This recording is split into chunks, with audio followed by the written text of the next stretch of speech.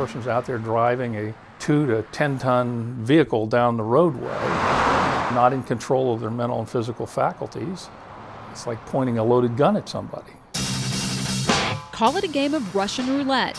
Whether it's day or night, when you're on our highways, you never really know who decided to drink and then drive. Finding DWIs on San Antonio highways on a Friday or Saturday night is not a challenge. But when you take a look at who some of the repeat offenders are, you might ask yourself, why? The KENS 5i team pulled DPS records for everyone convicted of a DWI in Bexar, Guadalupe, Comal, Atascosa, and Bandera counties. Total, nearly 8,000 drivers have been convicted of driving while intoxicated. In the surrounding counties, the majority of those convicted have one DWI on their record. But when you look at Bexar County, almost everybody has 2 or more. Some had 4, others 5 or 6. And after serving time, most were once again eligible to drive.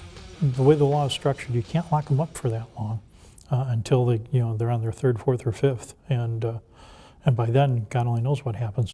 Take, for instance, Bexar County's worst DWI offender, Ruben Hernandez Martinez. He has a total of 9 DWIs. According to records obtained by the I-Team, he's now out of prison and has moved out of Bexar County. But we checked with the state, and unfortunately, no one knows if he's back on the road. Which brings us to our second highest Bexar County offender, Robert Robles Suarez, who already had 8 DWIs when he was busted in December 2005 for, yet again, driving while intoxicated.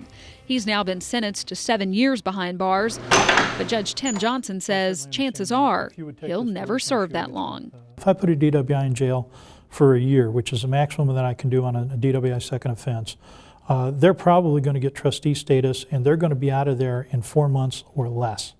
And what are you going to have at the end of those 4 months? You're going to have a thirsty drunk.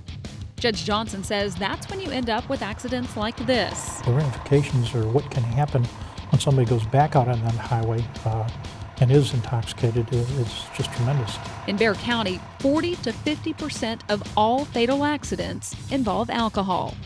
That's why last year the state changed the law to make it mandatory that on a first-time DWI conviction, you spend 72 hours in jail.